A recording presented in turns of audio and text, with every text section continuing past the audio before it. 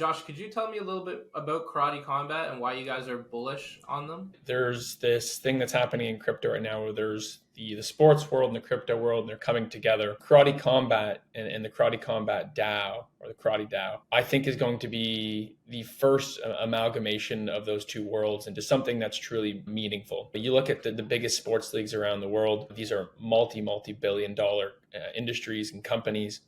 And all of them are fueled by this crazy fan base that's willing to pay hundreds of dollars to go to a game or to a UFC fight or whatever it may be. They're buying jerseys, they're buying merch.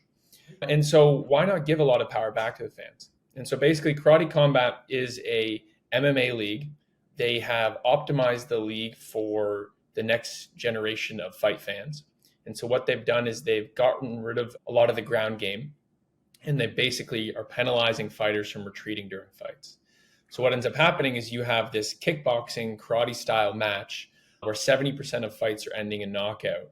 And they're creating these amazing sets where fans are coming and they're standing right at the outside of this square where they're fighting.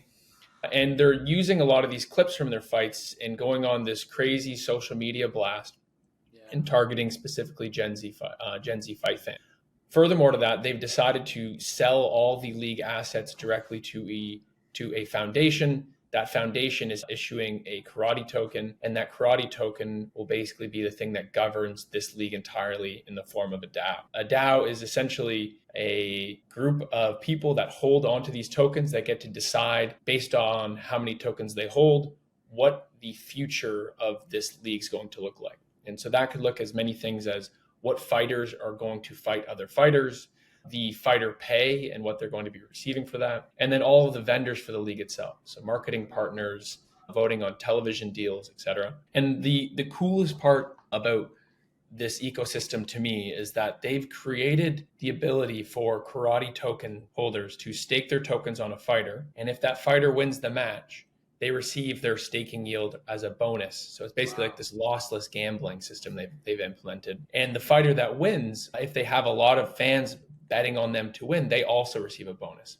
So this incentivizes the actual fighters themselves to go out and market themselves in the league to great lengths to bring in that viewership. So to put all that together, I think what we have here is these rabid fight fans who love watching people get out there, bang in the middle of this ring. You have crypto community who we all know can be extremely exciting. And then we also have this gambling community as well. So you put everything together there, and I think you have a perfect recipe for success in this first amalgamation between sports and crypto. Mike, was there anything you wanted to add on to that? I think that's a great synopsis. The only thing I'd say is this business model might put many leagues on notice. And the difficulty is, once you've started a centralized league, NBA, NFL, whatever, that has ownership revenues flowing to the top, it's very difficult to pivot a league like that into something that's a little bit more decentralized, a little bit more owned by the fans. And so taking this pioneering step forward puts a lot of leagues on notice. And if the business model works out well,